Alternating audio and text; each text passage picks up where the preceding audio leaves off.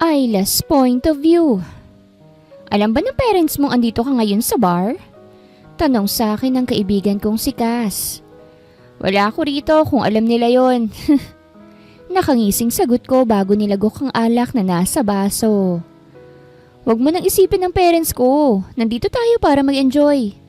Sabi ko at tumayo sa kahinilang aking kaibigan papunta sa dance floor dahil naroroon na mga tao't nagsasaya. Sinabayan kong malaswang musika ng bar. Iginiling ko ang aking katawan na parabang ito na ang huli kong sayaw. Nang biglang nabunggo ako sa matigas na katawan ng kung sino. Iginiling ko ang aking bewang sa matigas niyang katawan at nang humarap ako ay napangiti nang makita ang gwapo't matangkad na lalaki. May kasama ka ba ngayong gabi?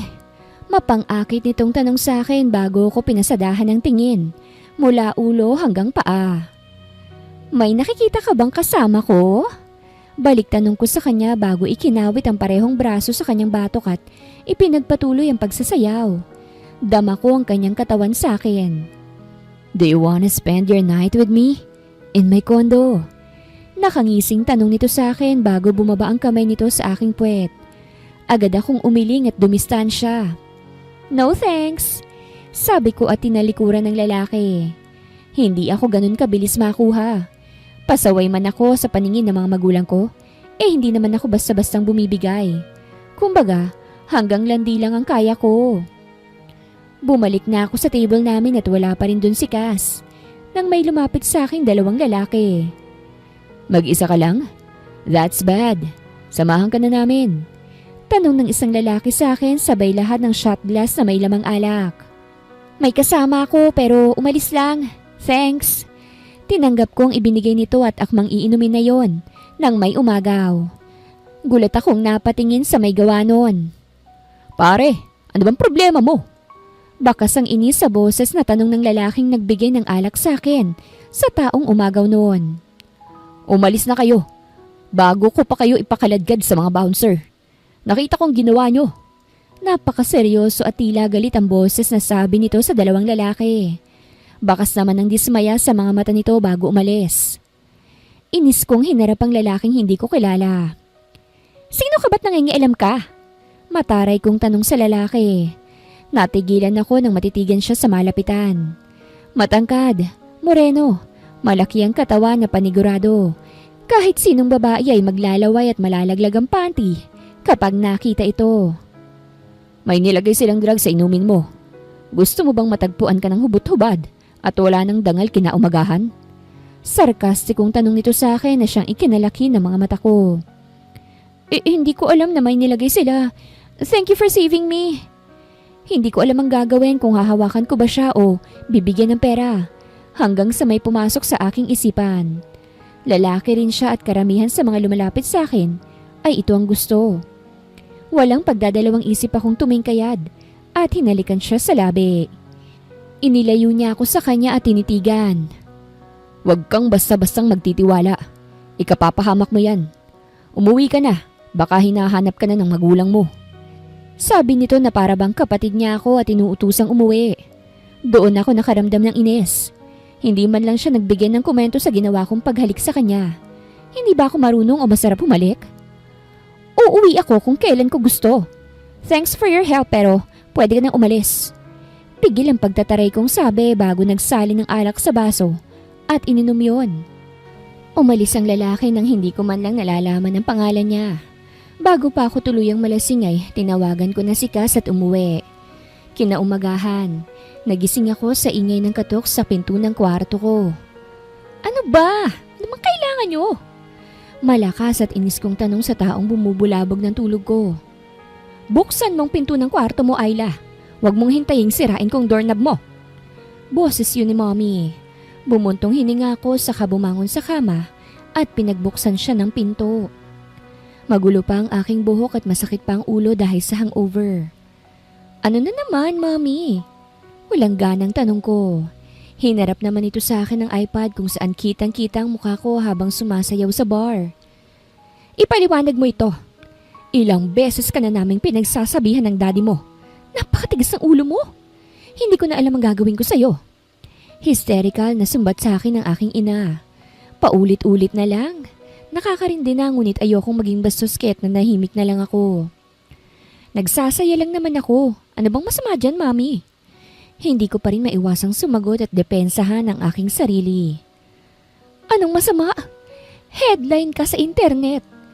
Uni ka iha ng mga Salvador. Nakitang malanding sumasayaw sa bar at may kasamang lalaki. Halos sabunutan ako ni Mami. Ano na lang ang sasabihin ng mga kasosyo ng daddy mo? Ang mga kaibigan at relatives natin. Napayuko na lang ako. Akala ko pa naman ay akong iniisip nila ngunit ang sasabihin pala ng ibang tao. Napagdesisyonan namin ng papa mo na sa lola at lolo mo muna ikaw maninirahan hanggat hindi ka nagpapakatino. Mariing sabi sa akin ni Mommy na para bang ang desisyon nila hindi na kailanman magbabago. Mom, paano naman ang buhay ko rito sa Maynila? Hindi ko kayang mamuhay sa probinsya. Huwag niyong gawin sa akin to. Magpapakatino na ako. Pakikiusap ko't bahagyang pinaluha ang mga mata para maniwala ang aking ina. Ayokong manirahan sa probinsya. No, Ayla. Sa ayaw at sa gusto mo, sa probinsyang bagsak mo. Hindi mo na ako ulit madadaan sa mga pakulo mo. Masungit na sagot ni Mami bago ako iniwang mag-isa sa kwarto. Nanghihina naman akong napaupo sa kama. Anong gagawin ko ngayon? Tulalang tanong ko sa kawalan habang halos maiyak sa inis na nararamdaman. Nang araw ding iyon ay ipinahatid na ako ni Mommy sa driver namin. Inabot ng higit 5 oras ang biyahe bago nakarating sa probinsya.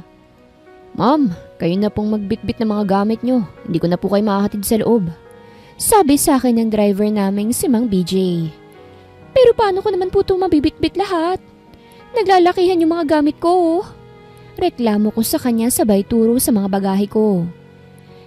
Mahigpit kasing bili ng mami nyo na wag ko kayong tulungan oras na makarating tayo rito. Pasensya na, Mama. Aalis na ako. Mag-ingat po kayo. Magalang nitong sabi sa akin na halos ikapanghina ko na. Paano ko naman bibitbitin tong lahat? Nang makaalis ito, saka ko hinarap ang bahay ng aking lolo at lola. Kinalampag ko ang malaki at luma nilang gate. Tao po! Lolo! Lola! Nandito na po ako! Malakas kong sabi para marinig nila mula sa loob. Malaki at malawak ang bahay, kahit ito pa'y mukhang gawa sa sinauna. Lolo! Lola! Nandito na po ang maganda niyong apo! Muling sigaw ko't kinalampag ang gate. Ilang saglit lang ay mula sa loob ay may lumabas na matanda, ang aking lolo. Anita! Ang apo natin! Nandito na! Dinig kong anunsyo nito sa aking lola na nasa loob ng bahay. Nang marinig ay lumabas rin at sabay nila akong pinuntahan. Pinagbuksan ako ni lolo ng gate. Mabuti naman at nakarating ka ng maayos, apo.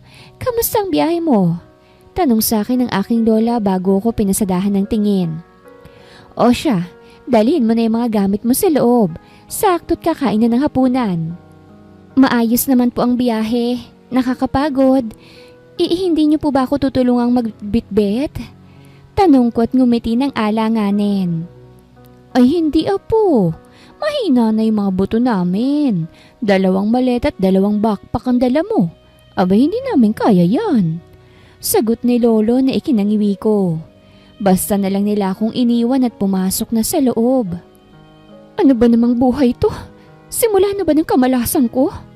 Inis kong tanong sa sarili bago kinarga ang 2 backpack at dinala sa loob. Saka binalikan ng 2 pang maleta. Pawis na pawis ako pagkatapos. Kaya mo naman pala eh. Hihingi ka pa ng tulong. Ayla, sa lugar na ito, marami kang dapat matutunan dahil hindi iepekto yung ugali mo sa amin. Lalo na sa uncle mo. Bungad sa akin ni Lola. Natahimik na lang ako. Ganun na lang ba talagang tingin nila sa akin? Masama bang mag-enjoy at sulitin ang kabataan ko? Uncle, wala hong nabanggit si Mama na kapatid niya. Nagtatakang tanong ko. Kapatid lang ba ng mama mo ang pwede mong maging uncle? Sarkastikong tanong sa akin ito. Umiling lang ako bilang sagot. Maya-maya nandito na yon. Ginabi na yun siguro sa bukid. Tara na't kumain na tayo, baka lumamig pa ang pagkain. Sumunod ako sa kanila sa hapagkainan. Maraming iniluto si Lola na putahe. Bagamat malaki ang kanilang bahay ay wala akong nakikitang kasambahay nila. Nasa kalagitnaan kami ng pagkain nang biglang may dumating.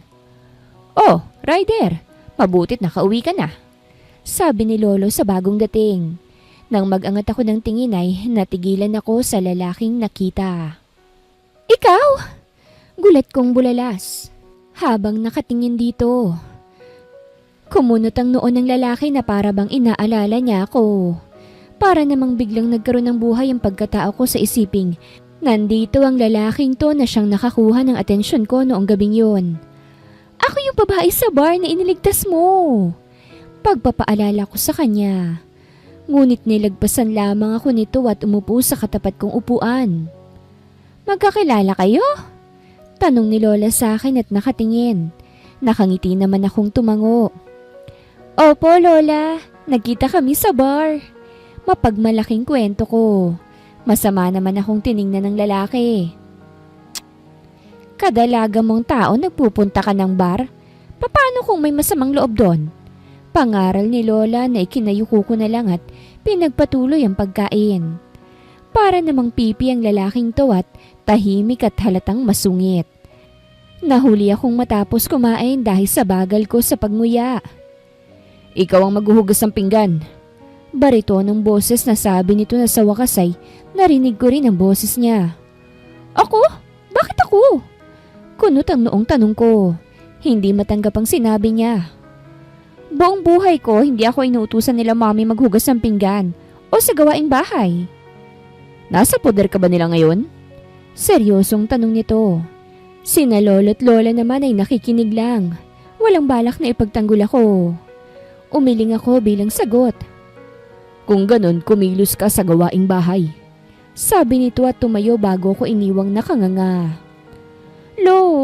La, wala man lang ba kayong sasabihin o gagawin? I don't even know how to wash this pero paghuhugasin niya ako. Tukoy ko sa mga pinggan na nagbibigay sakit ulo sa akin ngayon. Napailing na lang ang dalawang matanda sa akin. "Sumunod ka na lang sa kanya. Aralin mo kung hindi mo alam. Siya ang didisiplina sa iyo nang sa ganun ay matuto ka." Napapailing na sabi ni Lola. Saka tumayo at umalis sa hapag kasama ni Lolo. Nakakainis! I swear, magagantihan din kita. Ayaw mo kong pansinin na. Well, to tell you, wala pang nakakahindi sa alindog ko, no?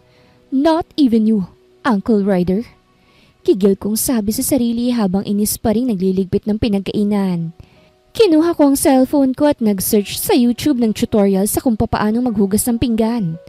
At salamat naman dahil gumana. Patapos na ako nang dumating siya sa kusina.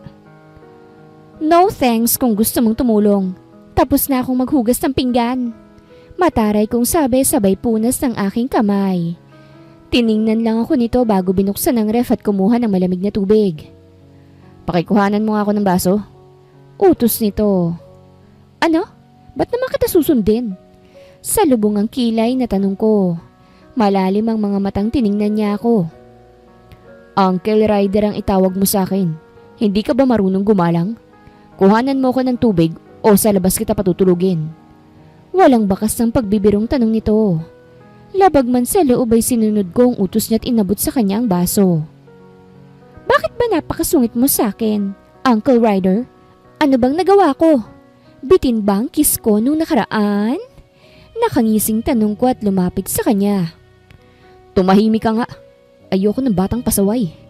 Madiing sabi nito sabay iwas tingin. Nanlaki naman ang mga mata ko sa sinabi niya. "Bata? Hindi na ako bata para sabihin ko sa'yo. 22 years old na ako." Pagdidiin ko sa sariling edad at namewang pa sa harapan niya. "Tsk, matulog ka na." Sabi nito at akmang lalagpasan ako nang harangan ko siya. "Uncle ba talaga kita?" Naniniguradong tanong ko. "Ba't mo na itanong? Ano sa tingin mo?" Balik tanong niya sa akin. "Wala lang. Iniisip ko, baka may pag-asa." Biro lang naman sanang sinabi ko ngunit mukhang sineryoso niya. Dahil mas dumilim ang tingin niya sa akin. "Huwag kang magsalita. Baka hindi mo mapanindigan kapag pinatulang kita." Seryosong sabi niya bago ko iniwang tulala sa sinabi niya. Sa sumunod na araw, unang tilaok pa lang ng manok ay nagising na ako. Paano ba naman kasi, kinakalampag na ang pinto ng kwartong tinutulugan ko. Ayla, gumising ka na't naghihintay ng Uncle Ryder mo dahil sasama ka sa kanya sa bukid. Dinig kong malakas na boses ni Lola na siyang gumising sa natutulog kong diwa. Naimulat kong mga mata nang wala sa oras nang marinig ang sinabi niya. Bukid! No way! Hindi ako pupunta! Mahinang bulong ko sa sarili at nagpanggap na walang narinig at nagtulog-tulugan. Napangiti ako nang wala nang marinig na ingay. Ngunit saglit lang yon dahil rinig kong pagkalampag ng lock ng pinto ko. Gumising ka nga dyan. Kung ayaw mong kalad ka rin kitang palabas ng kwarto mo. Halos manigas ako sa kinahihigaan ng marinig ang malamig niyang boses. Napanguso ako't napabangon saka siya masamang tinignan. Ano bang kailangan mo, Uncle Ryder? Umagang umaga? Reklamo ko bago tumayo mula sa aking kama at hinarap siya. Pinasadahan ito ng tingin ng katawan ko na tanging terno sa ating sando at short ang suot kong pantulog. Mag-agahang ka na't maligo. Pupunta tayo ng bukid at magpapatubig. Sagot nito sa akin na hindi inaalis ang tingin. At sa tingin mo, Uncle, mapapapunta mo ko? Huh? Nakangising tanong ko. Nagulat ako nang umisi siya at naglakad palapit sa akin. Napaatras ako ngunit patuloy siya sa paglapit. Kaya't panay ang atras ko hanggang sa nasa likuran ko ng kama at mapaupo ron. Nang ilang hibla na lang ang lapit namin ay yumuko siya at pinantayan ang mukha ko. Sinusubukan mo talaga ako, no? Hindi mo gustong gagawin ni Uncle Ryder sa isang pasaway na katulad mo. Kaya lahat ng utos ko susundin mo. Paos na boses na sabi niya habang nakatitig diretso sa aking mga mata. Napalunok ako nang halos magdikit ang aming mga labi. Hinahamon mo ba ako, Uncle Ryder? Matapang ngunit mahina akong tanong. Ninisihan lang ako nito bago pinasadahang muli ng tingin ng aking katawan. Bakit hindi tayo maglaro? Ang sino mang maunang mahulog sa apoy ng pag-ibig ay siyang talo. Napakagatlabi ako sa kanyang sinabi. Alam ko ang kanyang ibig sabihin. Nagbigay sabik sa akin ang sinabi. Gusto ko yun. At hindi ko hahayaang matalo niya. Deal! Sisiguraduhin kong sa ating dalawa, ikaw ang mauudang mahulog sa apoy ng pag-ibig na siyang sinasabi mo. Hinawakan niya ako sa panga na tila ba nang gigigil at hinalikan ang aking labi. Napapikit ako at tinugon ang kanyang mainit na halik. Ngunit agad na nadismaya nang siya'y lumayo. Talaga? Sa tingin mo sino mauuna? Napaka-agresibo mo. Maligo ka na't kumain. Aalis na tayo. Huling sabi nito bago ako iniwan sa aking silid. Napapangiting na pailing na lang ako bago tumayo para maghanap ng maisusuot at naligo. Naabutan ko siya sa sala. Kumakain ng agahan. Asan sila lolo't lola? Tanong ko bago umupo sa kanyang tapat at nagsandok ng pagkain. Bakit ganyan ang suot mo? Sa halip na sagutin ay, tinanong ako nito tungkol sa suot ko. Bakit? Ano bang problema sa suot ko? This is what you call fashion. Pairap kong sagot. Wala namang mali sa suot kong denim shorts at fitted black sando. Pinarisan ko pa nga ito ng boots ko. Sa bukid tayo pupunta. Hindi sa kung saan kaya't magpalit ka. Gigil nitong sabi sa akin na parabang isa akong napakalaking problema. Hindi ko na lang siya pinansin at pinagpatuloy ang pagkain. Ayla! May pagbabanta na sa kanyang boses nang banggitin ang pangalan ko. No! Ito ang susuotin ko kung gusto mong sumama ako. Matigas kong sabi. Napabuntong hininga naman to. Good boy, Uncle Ryder. Nakangising sabi ko nang wala siyang magawa sa kagustuhan ko. Nang matapos kumain ay tumayo na ako at iniligpit ang pinagkainan namin.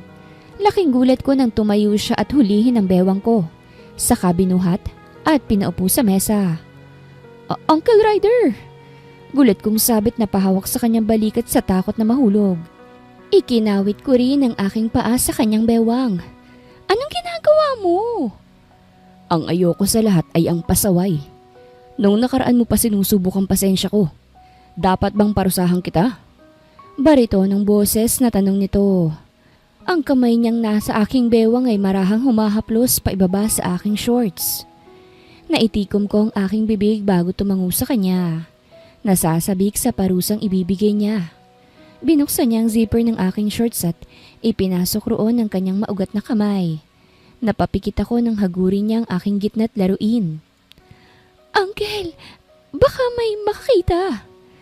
Nanghihinang bulong ko habang mahigpit ang kapit sa kanyang balikat at dinidiin ang sarili sa kanyang daliri. Nang matapos ako'y halos manghina ako. Napasandal ako sa kanyang dibdib.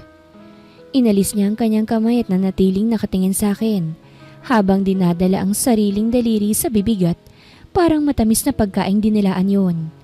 Namula ako at nag-iwas ng tingin. Ayusin mo ng sarili mo. Aalis na tayo. Sabi nito at basta na lang akong iniwan sa hapag. Para akong kinapos ng hininga sa nangyari. Hindi ko lubusang maisip na ganun siya kabilis. Agad akong sumunod sa kanya matapos maayos ang sarili na para bang walang nangyari sa pagitan namin. Nadatnan ko siyang nakasakay sa isang motor. Diyan ba tayo sasakay, Uncle Ryder? Hindi makapaniwalang tanong ko. Hindi naman kasikatan at mamahalin ng ganong motor. Mukhang mumurahin pa nga. Oo, kung ayaw mo, lakarin mo. Balik nito sa pagiging masungit. Umiling lang ako at umangkas sa kanyang likuran. Iniyakap ko ang aking braso sa matigas ng tiyan. Nang makarating kami sa bukid ay may mga taong naroroon na siyang nagsasaka rin. Yan bang pamangkin mo, Ryder? Opo, manang. Magalang na sagot nito ngunit seryoso pa rin. Ngumiti naman ako sa mga tao at kumaway bilang paggalang. Natigil lang nang hilahin ako ni Uncle Ryder. Wait! Huwag kang mabilis, maputik kaya. Reklamong sigaw ko. Sinabing bukid ang pupuntahan kaya anong inaasahan mo? Sarkastikong tanong niya na ikinatahimik ko na lang. Halos wala akong naitulong dahil pinanonood ko lang siyang gumawa ng gawaing bukid. Bakit ba kasi sinama-sama mo pa ako rito? Wala naman akong alam sa gawain dito. Palatak ko saka inalis sa ulo ang sombrero na para sa mga magsasaka. Mas panatag ako kung kasama kita. Wala kang kasama sa bahay. Sagot lang nito at ipinagpatuloy ang ginagawa. Umupo na lang ako sa nakitang kahoy at saka siya pinanood. Uncle, bakit nung gabing yun? Nasa bar kayo? Hindi ko maiwasang hindi maitanong ng maalala ang gabing yun. Hindi lang ikaw ang may karapatang magpunta sa ganung lugar. Kaya wag mo na akong kulitin. Masungit na sagot nito. Ayaw na naman akong pansinin samantalang kanina. Natutuwa to sa pagkain sa akin. Pareho kaming natigil sa pagditigan nang may marinig na boses babaeng tumatawag sa kanyang pangalan. Hi, my baby rider! Matinis na boses na sabi ng babaeng ngayon ay naglalakad papalapit sa gawin namin. Napakunot ang aking noo matapos siyang pasadahan. Nakasuot to ng short na basta nalang kinuha sa sampayan at halos makita ng singit nito. Sa damit naman ay t-shirt ngunit maluwag ang bandang cleavage. Kaya't kitang malalaki nitong hinaharap. Agad akong nakaramdam ng inis para dito. Marami nga namang higad sa bukid. Sadya kong pagpaparinig para marinig ng kung sino mang babaeng ito. Ah, Ryder, sinong babaeng yan? Huwag mong sabihing pinagpalit mo ako sa bata ah. Kunwaring paawa na sabi ng babae kay Uncle Ryder. Excuse me? Mataray ko tong hinarap. Hindi na ako bata. Mukha lang akong bata. I'm his niece. Ikaw, sino ka ba? Masungit kong tanong at tumayo. Hula ko ay hindi nalalayo ang edad ng babae kay Uncle. Hindi ako natutuwang may ibang babae pala sa buhay nito. Ah, ikaw palang soon-to-be pamangkin ko eh. Ako kasi ang soon-to-be wife ng uncle mo. Matamis na ngiting sabi nito sa akin na ikinairap ko. At ikinatingin ko kay Uncle Ryder na ngayon ay mukhang natutuwa sa nangyayari. Well, I don't like you to be his wife dahil wala siyang ibang pwedeng maging asawa maliban sa isang babae. Mariin kong sabi at may pagmamalaki. Pagkatapos nun ay tinalikuran ko na sila at nagtungo sa kubo kung saan nagpapahinga mga magsasakang kasama namin. Sino ba yun at masyadong malandi? Gigil kong tanong sa sarili. Nagulat ako nang may lalaking tumabi sa akin. At sino ka naman? Ako si Gio. Isa sa namamasukang magsasaka sa lolo't lola mo. Bakit? Masama yata ang timpla mo ah. Hindi bagay sa maganda mong mukha. Nakangiting sabi nito. Mukha namang mabait.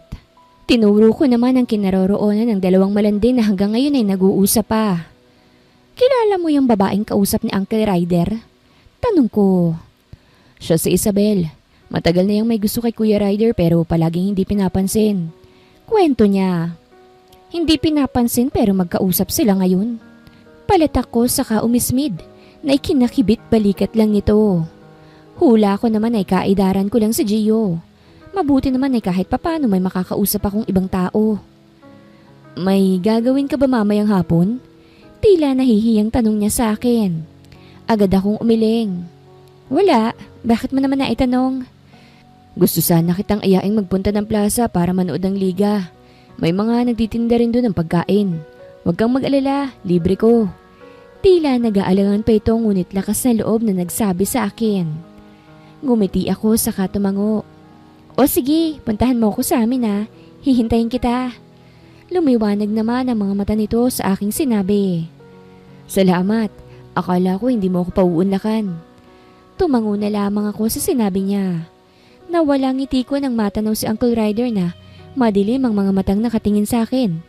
Pabalik na ito kasamang haliparot na sa Isabel. Uuwi na tayo. Sabi nito pagkarating. Hindi ko to sinagot. Bagkos, tumayo na lang ako at nanguna sa kanyang motor at doon siya hinintay. Makikisakay sana ako kaso may angkas ka na. Wag na lang, sa susunod na lang pala. Malanding sabi ni Isabel na kung makalingkis kay Uncle Ryder ay akala mo isang ahas. Pwede ka namang umangkas, basta sa gulong ka. Hindi ko napigilan ang bibig ko at nasabi ko yon. Dahilan para mas sumamang tingin sa akin ni Uncle at umaktong tila sobrang nasaktan ng babae na mas ikinainis ko ng sobra. Sa susunod na lang ulit Isabel, mauna na muna kami. Paalam ni Uncle sa babae saka umangkas sa motor. Dahil sa biglang pagpapaandar nito ay nagulat ako at otomatikong napayakap sa kanyang tiyan. Ano ba, Uncle? Hysterical kong tanong sa kanya. Huwag kang nakikipag-usap ng ganun sa ibang tao. Hindi yun maganda. Sermon nito na ikinairap ko na lang. At huwag ka na ulit makikipag-usap sa lalaking yun. Hindi ka na ulit sasama sa bukid. Madiing sabi nito at mas binilisan ng pagmamaneho. Dahilan para mas mapayakap ako sa kanya sa takot na mahulog. Nang makarating kami sa bahay ay naroroon na sila lolo't lola. Meron na ring nakahandang pagkain. Kumain na kayong dalawa. Kamusta naman ang bukid natin? Tanong ni Lolo. Maayos naman po. Mas maganda ang aanihin natin kapag lumaki na ang mga pananim. Sagot ni Uncle Ryder. Ako naman ay napagod at naupo na lang sa sofa.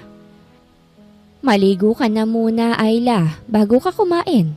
Napakadungis ang suot mo. Umiiling na sermon ni Lola. Doon naman ako napatingin sa aking katawan at napangiwi. Ang makinis kong hita ay nabahiran ng putik at ang aking boots ay maraming putik na natuyo. Mabilis akong tumayo't nagpunta sa aking kwarto at naligo sa banyo. Asan na ba kasi yung mga damit ko pang bahay? Tanging tuwalya ang tapis ko sa aking katawan nang lumabas sa banyo at naghahanap ng maisusuot. Nakita ko naman ang hanging sando at short shorts. Maganda ito dahil presko. Nang lumabas ako ay wala na sila lolo't lola. Mukhang umalis na naman. Uncle, saan sila nagpunta? Tanong ko. Kumakain na ito. Hindi man lang ako hinintay. Bakit bang hilig mong magsuot ng ganyan? Salubong ang kilay niyang tanong.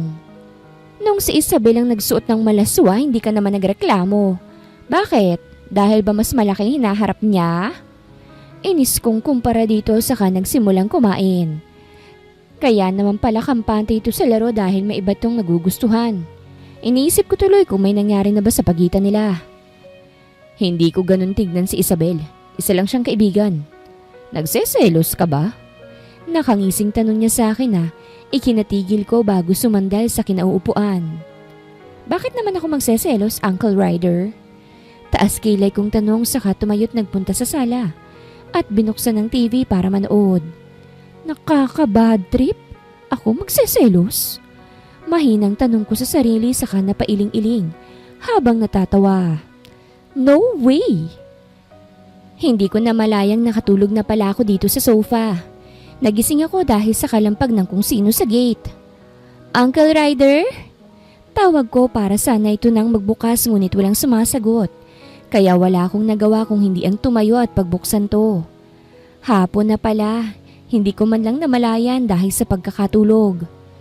Natanaw ko si Gio mula sa labas ng gate. Doon ko lang naalalang sinabi niya kanina. Ngumiti ako at pinagbuksan siya. Kagigising ko lang pasok ka. Hintayin mo ako rito sa sala, magbibihis lang ako. Sabi ko at pinaupo siya sa sofa. Nasaan si Kuya Ryder at ang lolo't lola mo? Tanong niya. Nagkibit balikat lang ako bago pumasok sa aking kwarto para magbihis. Nang matapos ay saka ako lumabas. Tara na? Ngumiti naman to saka tumango. Nilakad lang namin ang plaza dahil lang sabi nito, malapit lang naman. At tama nga ito. Dahil tanaw na agad namin ang plaza kung saan merong mga naglalaro na at mga nagtitinda. Marami na rin mga tao. Ganito ba rito? Hindi ko maiwasang itanong. Ngayon ko lang masubukang manood sa mga ganito.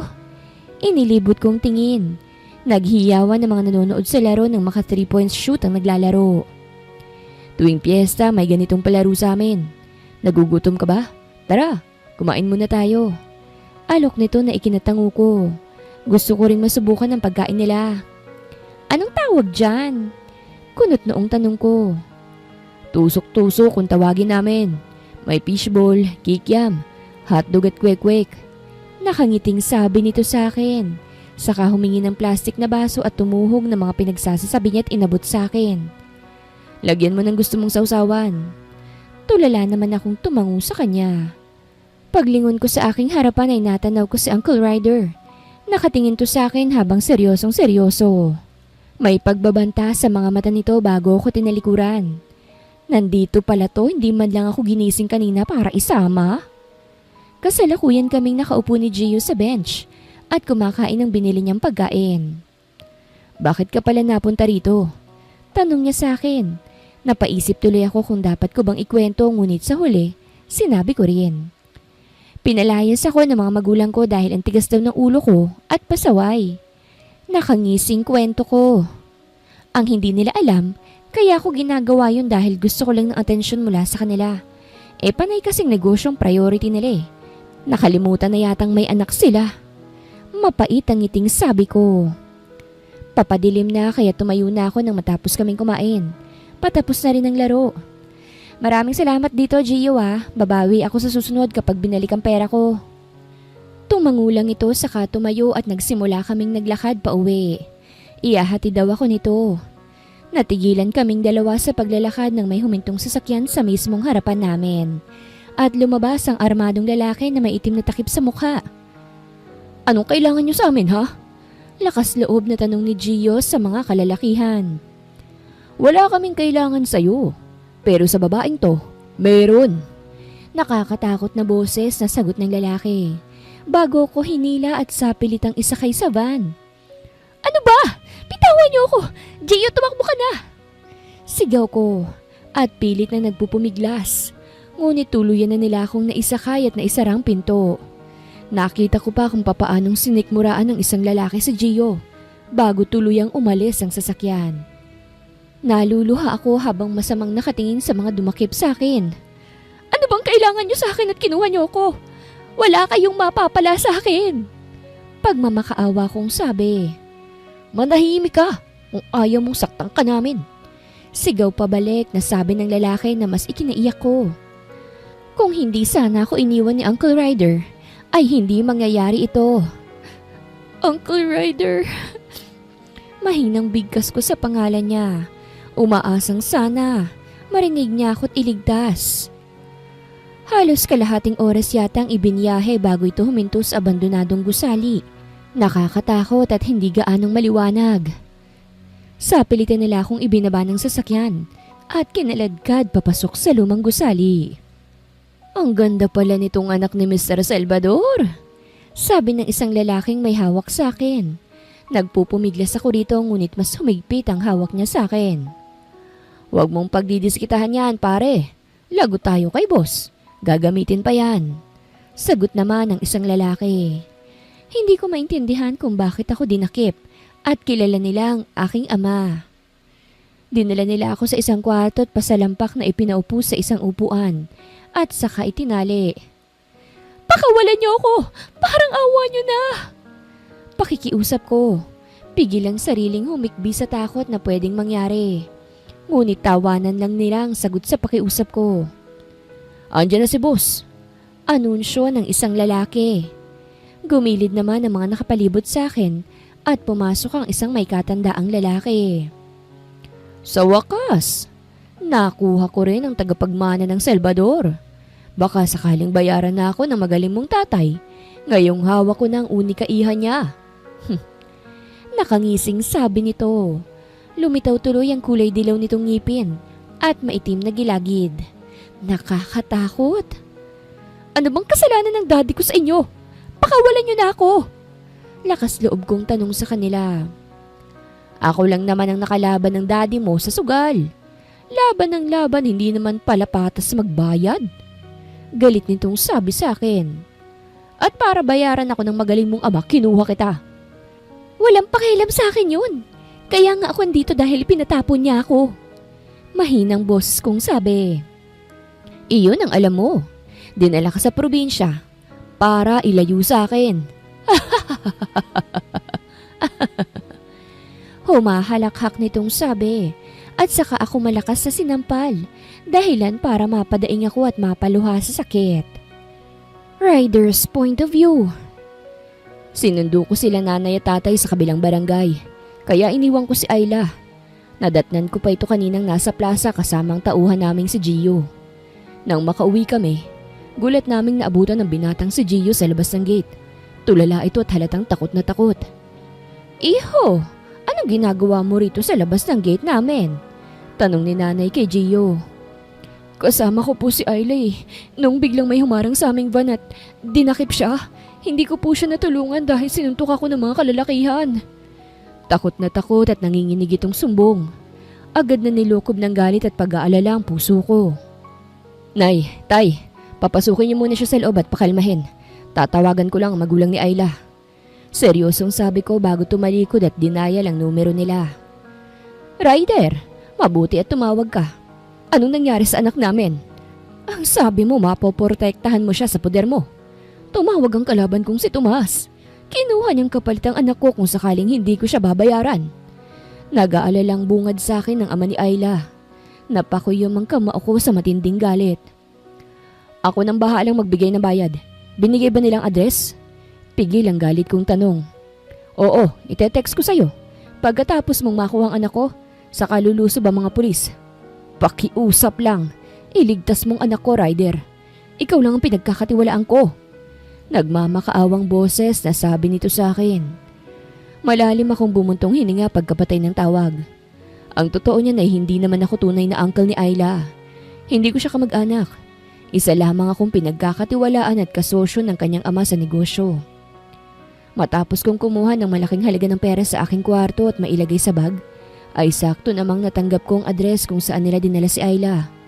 Pagkatapos ay nagtungo ako sa likod bahay at doon kinuha ang mamahalin kong sasakyan na siyang tinatago ko. Hintayin mo ko, Ayla. Darating ako para bawiin ka't iligtas. Mahinang pakiusap ko sa sarili. Saka doble ang bilis na nagmaneho patungo sa lugar na yon. Nang marating ko ang abandonadong gusali ay sinalubong ako ng mga tauhan na nagpakidnap at tinutukan ng baril. Nandito ako para ibigay ang pera. Padaanin niyo ako. Walang emosyon kong sabi. Nagkatingin na ng mga ito bago ako pinadaan. Ngunit nanatiling nakasunod sa akin. Boss, andito na yung tutubo sa kinidnap natin. Anunsyo ng kasama kong lalaki nang makarating kami sa isang silid. Inilibot ang tingin sa kabuuan at unang dumako yun sa babaeng nakaupo sa silid at umiiyak na nakatingin sa akin. Uncle Ryder! Sigaw nito sa pangalan ko. Kirot at galit sa aking dibdib ang nararamdaman. Wow! Nandito ng perang hinihintay ko? Sa wakas nagbayad naman! Nakangising sabi ng matanda. Mukhang ito ang mastermind. Pakawalan niyo na siya. bago ko to ibigay. Matigas at mariin kong sabi. No, pera muna bago siya. Kung ayaw mo ng gulo. Hindi pa dadaig ang matanda. Masyadong sigurista. Muli akong napalingon kay Ayla. At doon ko napansin ang namumulang kanang pisngi niya. At may maliit na dugo sa gilid ng kanyang labi. Anong ginawa niyo sa kanya? Galit kong hinarap ang matanda. Pinatahimik ko lang naman. Masyadong iyakin eh. Tumatawang sabi nito. Naikuyom ko ang kamao ko ngunit pilit pinakakalma ang sarili. Dahil walang mangyayari kung uunahin ko ang galit. Kalagan niyo muna siya bago ko iabot ang pera.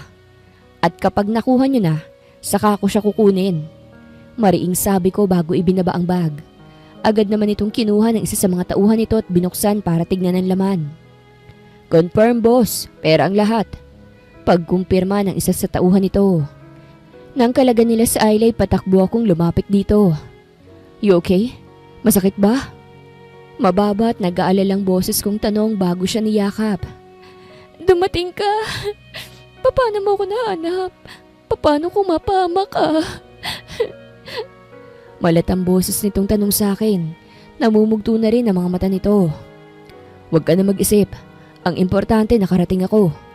Pagpapakalma ko ngunit natigil nang makarinig kami ng pagkasan ng baril. Anong ibig sabihin nito? Sa tingin mo paaalisin pa namin kayo ng buhay rito? Matapos niyong makita ang pagmumukha ko? Nakangising tanong ng matanda. Ramdam ko ang paghigpit ng yakap sa akin ni Ayla. Ang takot niya at ang mahinang pagbulong niya sa aking pangalan. Hindi ko alam kung anong gagawin. Hindi ko sila kakayanin at posibleng mapahamak si Ayla kung manlalaban ako. Kaya niyakap ko ang buong katawan ko sa kanya para maprotektahan siya. Ngunit bago pa man makalabit ang gatilyo, ay may nauna nang nagpaputok. Mga pulis to! Itaas niyo ang mga kamay niyo at sumuko na kayo! Malakas na boses ng isang police officer. Nakahinga ako ng maluwag at mabilis na hinila si Ayla patayo matapos sipain ang pinakamalapit na lalaki. Gumilid na kami at pasimpleng naghanap ng pwedeng madaanan para hindi madamay sa barilan. Muli kong hinila si Ayla palabas nang makakita ng tiyempo. Natigil kami sa pagtakbo nang mapatid siya dahil sa pangihina ng tuhod. Mabuti na lang at nakalayo na kami ngunit dinig pa rin ang barilan. Hindi ko na kayang tumakbo pa. Nangihinang sabi nito. Pinantayan ko siya at kinarga. Magiging maayos din ang lahat. Pagpapalakas loob ko sa kanya at muling naglakad habang karga siya. Nakalabas kami sa gusali at sa labas ay may ilang pulis na naghihintay. Sir, kailangan namin siyang kuhanan ng statement, sabi ng isang pulis. Umigting ang aking pangasagalit. Hindi mo ba nakikita ang kalagayan niya? Ako na lang ang kausapin niyo dahil alam ko ang nangyari. Mariing sabi ko bago din nila si Ayla sa sasakyan. Dito ka na muna. Kakausapin ko lang saglit ang mga pulis. Paalam ko sa kanya ngunit mahigpit ang kapit niya sa akin. Huwag mo kong iwan. Pakikiusap niya. Baka saktan nila ako eh. Inayos ko ang ilang takas na hibla ng kanyang buhok. Wala nang mananakit sa'yo. Andito lang ako. Tahan na. Huwag ka nang matakot. Pagpapakalma ko sa kanya bago hinarap ang mga pulis at sinenyas ang lumapit para dito na ako kausapin dahil hindi ko magawang iwan si Ayla. Matapos makipag-usap ay pumasok na ako sa loob ng kotse. Naabutan ko siyang natutulog na. Kinuha kong jacket ko at itinakip sa kanyang katawan bago siya hinalikan sa noo. Rest for now, baby. Bulong ko bago binuhay ang makina ng sasakyan at nagmaneho ng pauwi.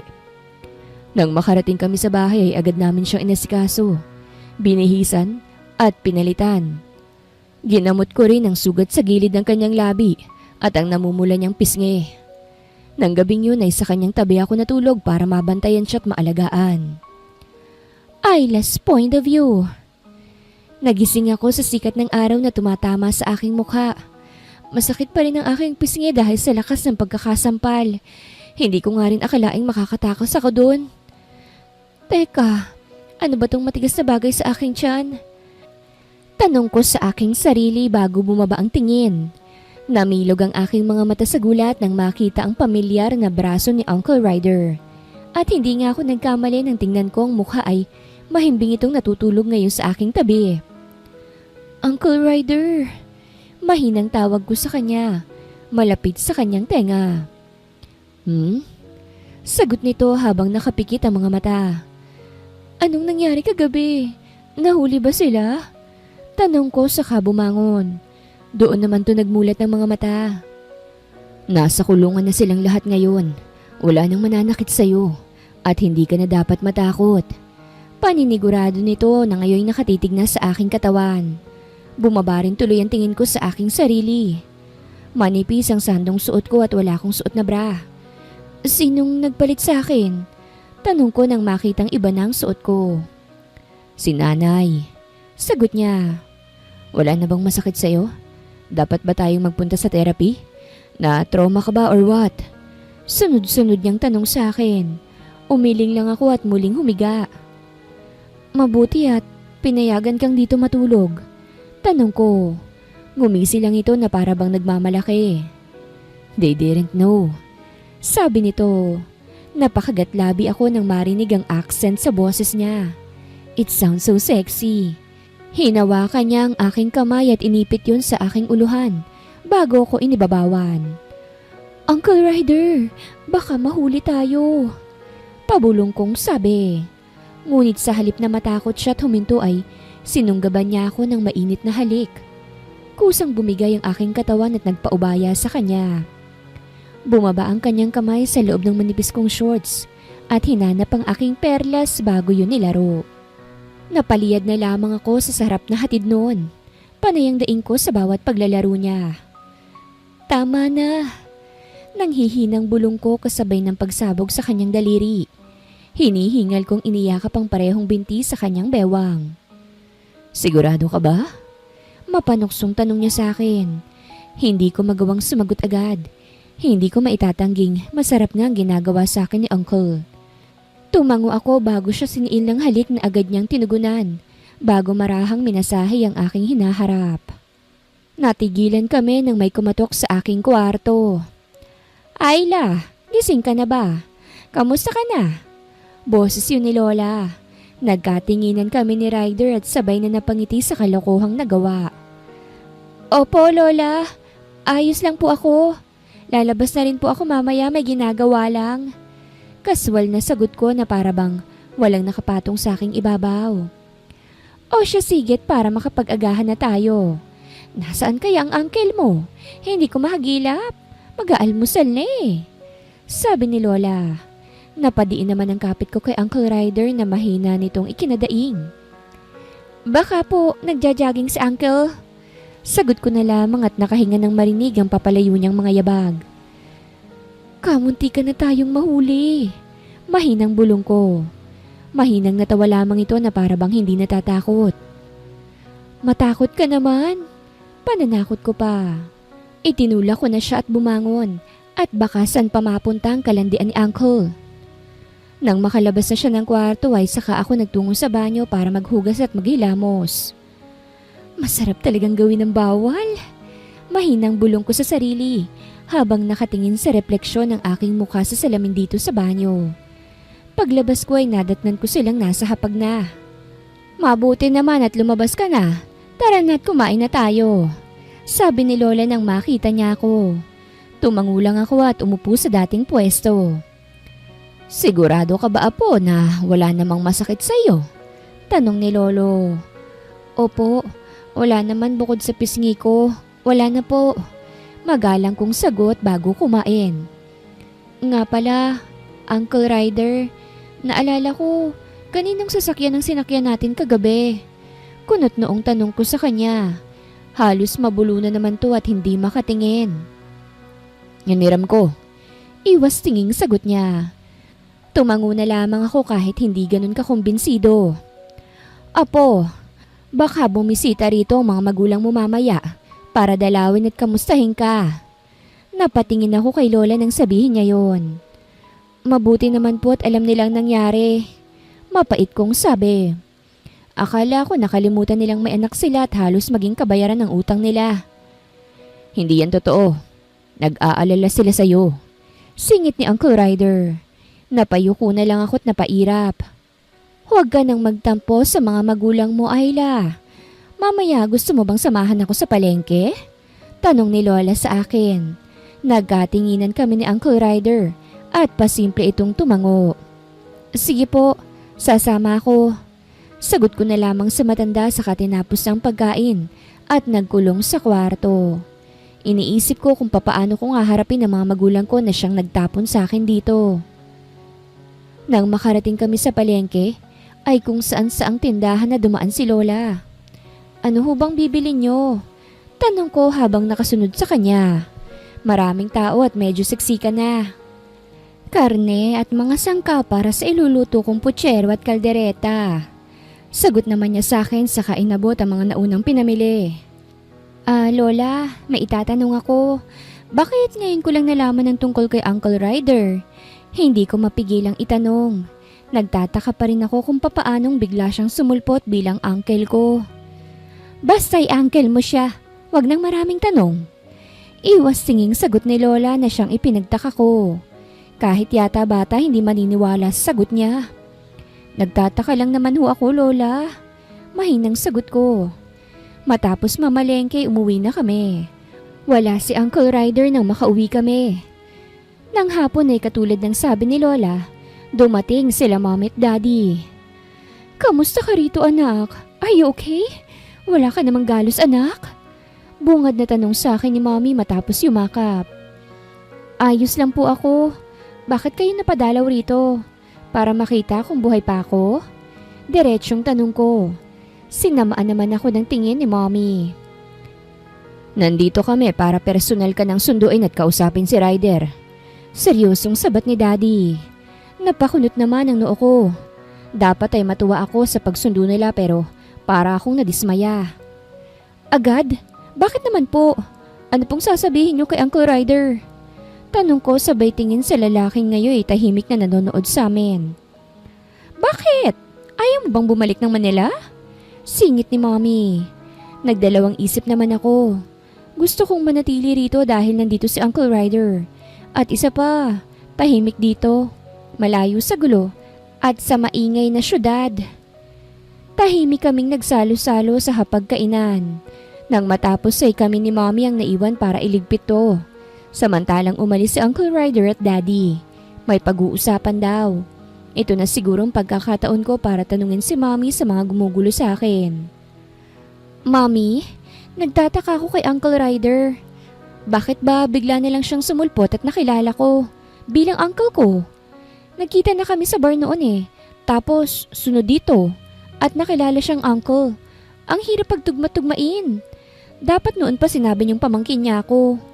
Naguguluhang tanong ko. Matagal na itong palaisipan sa akin. Lalo pat may nangyari sa pagitan namin. Kung pamangkin niya ako, dapat ay pigilan niya ang sarili niya. Hindi mo siya totoong uncle, anak. Pangungunang sabi ni Mommy na ikinabigla ko. Po?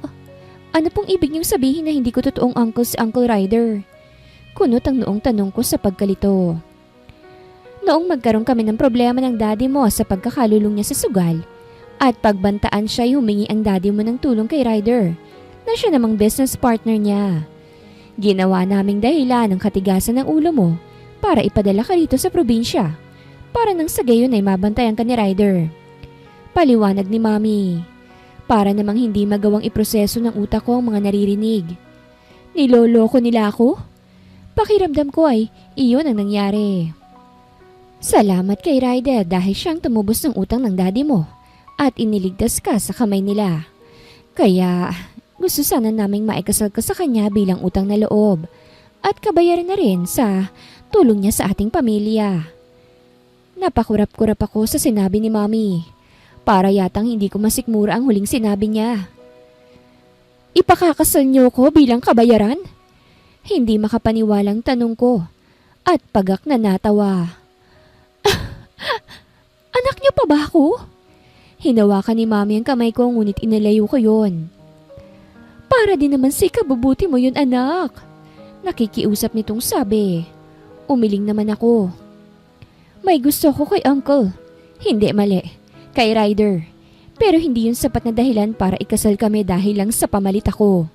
Dahil lang sa pagiging bayad o utang na loob ko.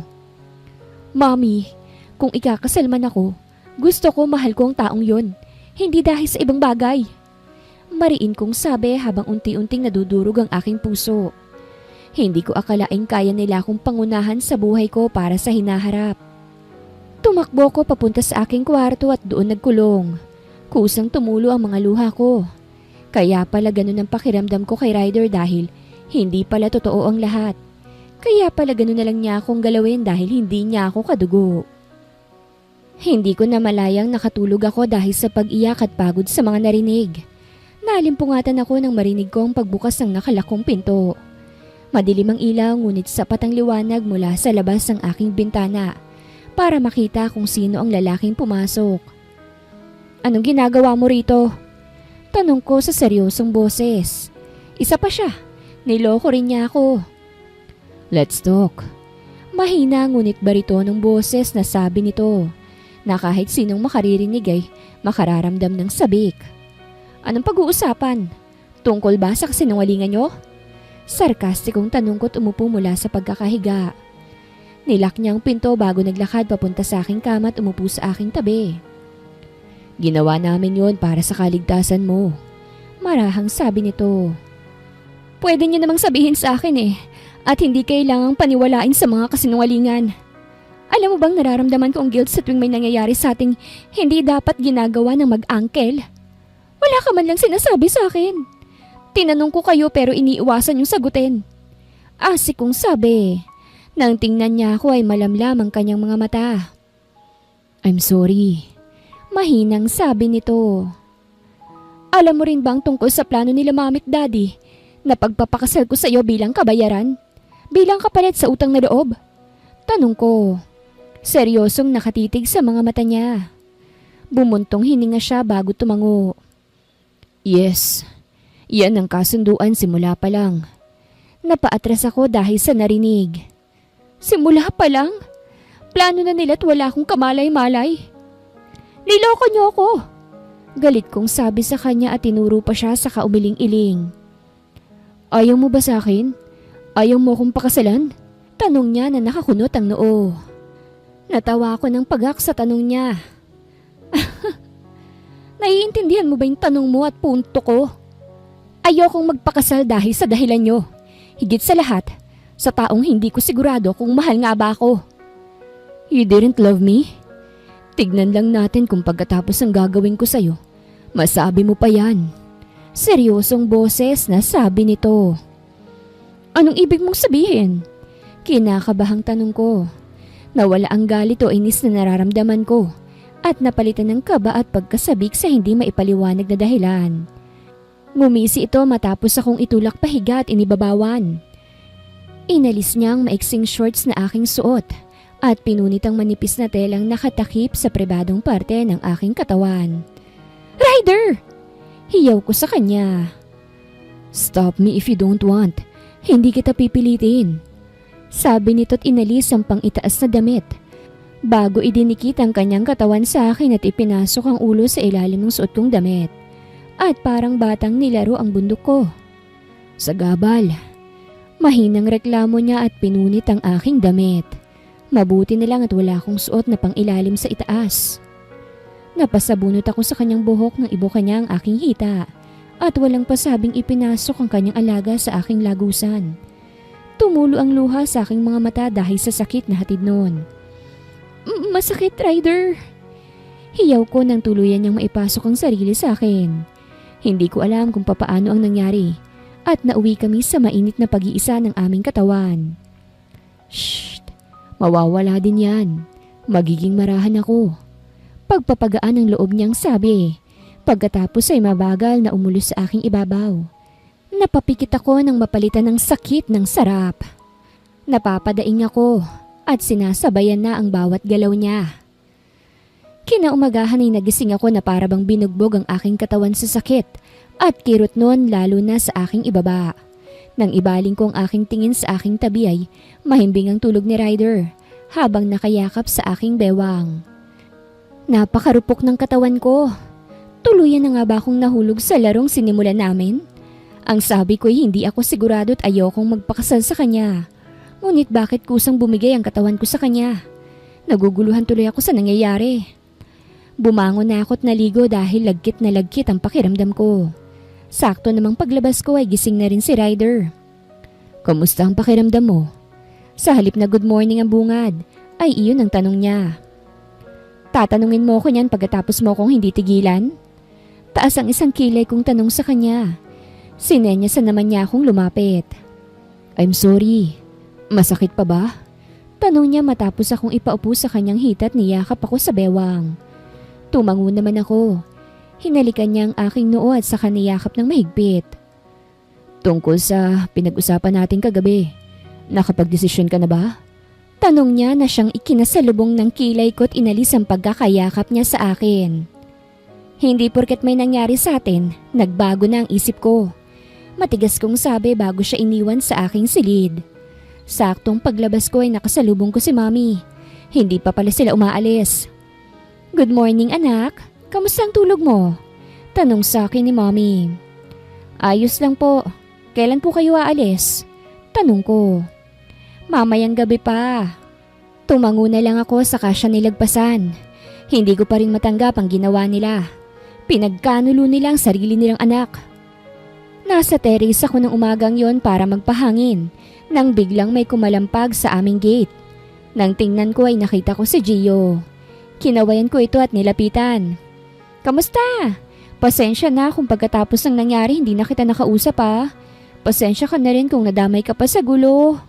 Nahihiyang sabi ko sa kanya. Ngumiti naman to sa akin at umiling. Ano ka ba? Huwag kang humingi ng pasensya dahil ayos lang yun at wala ka namang kasalanan. Napakabait talaga nito. Mabuti na lang at nakilala ko siya at naging kaibigan. Nga pala, napadalaw rin ako dito dahil gusto ko sanang ayain ka mamaya. Isinara kasi nilang batis dito para i-renovate ang ibang parte at mas gumanda. Mamaya ulit nila bubuksan dahil nga piyesta. Gusto sana kitang ayain pumunta kasama ko. Halos alanganin at nahihiya niyang tanong. Ngumiti naman ako at tumango. O sige ba, magkita na lang tayo doon. Aayain ko na lang si Ryder. Nagtataka man siya marahil sa hindi ko pagtawag ng uncle ay hinayaan na lamang niya at nagpaalam dahil pupunta pa ito ng bukid. Nang pumasok ako sa loob, ay nakasalubong ko si Ryder at masama ang tingin nito sa akin. Bakit mo kausap ang lalaking yun? Bakit? Bawal ba? Tanong kong pabalik. Yes, because you're mine. Hindi ka na pwede sa iba. Mariing sabi nito na ikinangisi ko. Asa ka namang susundin kita? Hindi pa nga ako pumapayag sa kasal na alok mo, inaangkin mo na ako. Mayabang kong tanong sa kanya na mas ikinadilim ng tingin niya. Natutuwa talaga ako kapag nagagalit siya. Anyways, sabi niya bubuksan ng batis mamaya. Gusto kong pumunta. Samahan mo ko. Hindi ko alam kung saan yun bakit hindi ka sa kanya sumama? Siguro naman alam niya yun. Sarkastiko nitong sabi na halos ikausok ng ilong ko. O sige, hindi na. Sa kanya na lang ako magpapasama. Inis kong sabi at takmang lalagpasan na siya ng hilahin niya ako at yakapin. Hindi ko naman magawang gumalaw dahil sa ginawa niya. Just kidding. Sasamahan kita at hindi ka pwedeng sumama sa kanya. Mahinang sabi nito. Malapit sa aking tenga. Dahilan para magbigay yon ng kiliti sa akin. Ang puso ko naman ay hindi mapakali sa simpleng ginagawa niya. Napatingin ako sa paligid at napahinga nang makitang walang tao. Nang sumapit ang hapon, ay nagbihis na ako. Sa ilalim ng suot ko ay isang bikini na kulay itim. Tara na? Tanong ko pagkalabas. Mukhang handa na rin to. May dala rin tong bag. Marahil ay naroroon ng gamit kagaya ng sa akin. Let's go! Aya nito at ito na rin ang nagpaalam sa mga magulang ko. Lalakarin lang natin? Tanong ko. Tumango naman to. Para naman mailakad-lakad mo ang paa mo. Pero kung hindi mo kaya, pwede naman kitang buhatin. Nakakalokong sabi nito. Sinamaan ko naman ng tingin. Halos mahigit 10 minuto't narating din namin ang sinasabi nilang batis. Napangiti ako nang makitang maraming palamuti bago ang papasok. Malinis ang tubig. Rinig ko rin ang tubig na bumabagsak sa ibaba. May mga taong nagsasayang naliligo. Naiinggit tuloy ako at gusto ko na ring lumusong sa tubig. Wow! I like here. Ang ganda! Hindi mapigilang komento ko.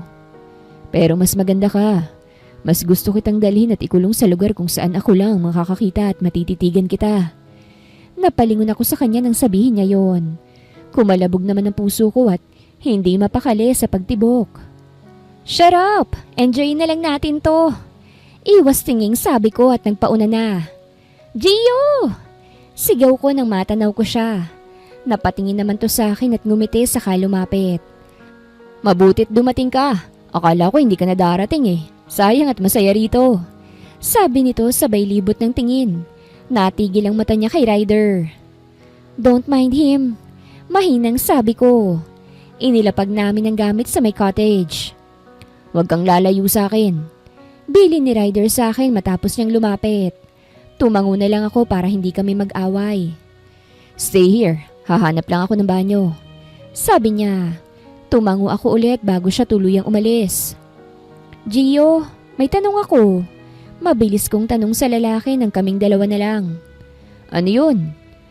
Naguguluhan kasi ako sa nararamdaman ko eh. Hindi ko maintindihan. Paano kung hindi mo na malayang nahuhulog ka na pala sa isang tao?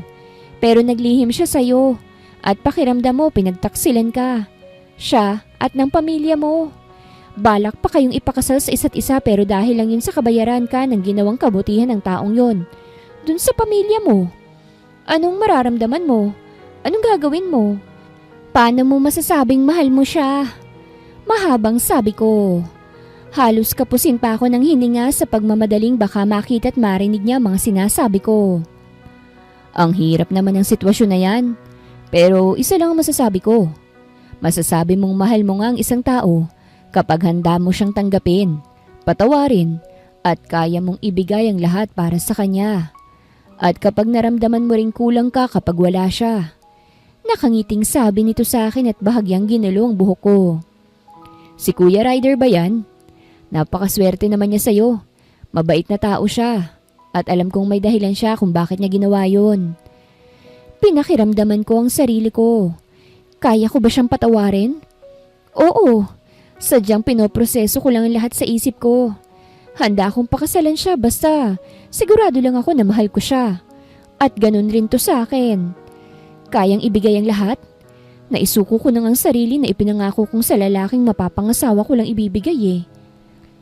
Tama! Mahal ko siya! Napalakas kong sabi nang makumpirma ang nararamdaman. Natawa siya sa akin. Umamin ka na bago pa mahuli ang lahat. Sabi nito at iniwan ako. Ang tanong, mahal din ba niya ako? Parehas ba kami ng nararamdaman? Mabilis kong hinanap ang CR na sinasabi niya. Nang makarating ako ay wala naman to sa loob. Ngunit natigilan ako nang mapatingin sa tagong gilid ng CR.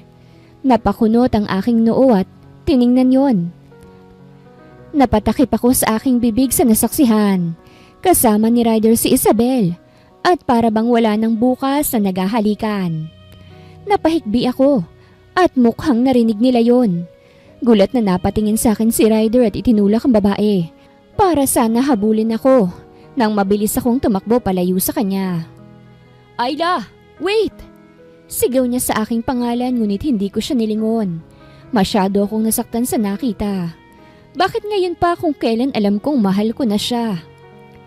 Saktong paglabas ko ng lugar ay nahabol niya ako at hinawakan sa braso bago iniharap sa kanya. Bakit ka umiiyak? Tanong niya na pag akong ikinatawa. May saltik ka ba? Tatanungin mo ko niyan matapos kitang mahuling nakikipaghalikan sa iba? After you say those words to me, matapos mo akong paasahin tapos makikita kitang ganon? At tatanungin mo ako kung bakit ako umiiyak? Manhid ka ba, Ryder? Sunod-sunod kong tanong at sumbat sa kanya. Akala ko ba hindi mo ako mahal? Mahinang sabi nito. And that's enough for you to do that? Hindi ka ba marunong maghintay? Ang sabi ko, hindi ako magpapakasal sa isang taong hindi ko sigurado kung mahal ko. And you didn't get that? Emosyonal kong tanong sa kanya. Niyakap niya ako ngunit nagpupumiglas ako. Siya ang humalik sa akin. Hindi ko siya hinahalikang pabalik. Believe me. Pakikiusap nito sa akin. Umiling ako at itinulak siya. You like her? Eh di dun ka na. Kung hindi sana una pa lang hindi mo na siya pinalapit sa'yo. Sayang eh. Kung kailan sigurado na ako saka mo naman ako sinaktan. Pagkatapos kong sabihin yon, ay malakas ko siyang itinulak at tumakbo na para bang hinahabol ako. Nanghihina akong napahinto nang nasa tapat na ng bahay. Baby, anak, bakit ka umiiyak? Boses yun ni Mommy. Nag-aalala at agad naman akong dinamayan. Umuwi na po tayo, Mommy. Mahinang sabi ko't niyakap siya. Ayoko na siyang makita. This is my first time to fall in love. Oo na, talo na ako sa larong sinasabi niya. Nahulog na ako't minahal ko na siya. Nang oras din yun ay umuwi kami. Pagkarating sa aming mansyon ay nagkulong ako sa kwarto at hindi na kumain ng hapunan. Kahit na anong katok nila sa aking kwarto. Malalim ng gabi nang magising ako dahil sa gutom. Bumangon ako't lumabas ng kwarto para bumaba. Laking gulat ko nang makarating sa sala. Sa mahabang sofa ay naroroon ang lalaking tinakbuhan ko, natutulog. Ryder? Patanong kong tawag at lumapit sa kanya. Unti-unti namang nagmulat ang mga mata niya. Agad siyang napabangon nang makita ko. Ayla, baby, I'm sorry. Nandito ako para suyuin ka. Please baby, don't leave me. Pagsusumamo nito. Mula sa tulong ng ilaw ay kita kong pamumuo ng luha sa kanyang mga mata. Hindi ko siya gusto. Nagpunta siya doon at inabangan ako at hinila. Nagulat ako nang halikan niya ako matapos magtapat sa akin. Ikaw lang naman ang gusto ko. Ikaw ang mahal ko, Ayla. Maniwala ka. Napapikit ako ng mariin at hinayaang tumulong muli ang aking mga luha. Aamin na rin sana akong gusto kita at mahal kita. Pero iyon ang ibinungad niyo sa akin. Payag na akong magpakasal, Ryder. Hindi dahil sa may utang na loob ang pamilya ko sa'yo. Kung hindi dahil mahal kita at gusto ko. Naiintindihan kong paliwanag, tumango naman siya. Please, don't break my heart again. Huwag mo na ulit akong sasaktan. Pakikiusap ko. Sunod-sunod naman ang tango niya. Yes, baby, I promise. Hindi ko sisirain ang tiwala mo at babasagin ang puso mo. I can't stand seeing you in pain. Mahal na mahal kita at takot akong mawala ka. Mababang boses na sabi nito. Damang-damang sensiridad doon. Mahal na mahal kita, Uncle Ryder. Biro ko matapos pahiri ng luha. Pakasal na tayo? Silly woman. Paghandaan muna natin. I want the best wedding for you. Sagot niya at hinalikan ako sa labi. Mabuti na lang at nakilala kong lalaking to na hindi lang pagmamahal ang kayang ipadama, kung hindi pati na rin ang iba't ibang emosyon. Ganito pala ang pag-ibig. Paglalaruan ka muna bago mo mapagtantong, siya na nga ang para sa'yo. Wakas!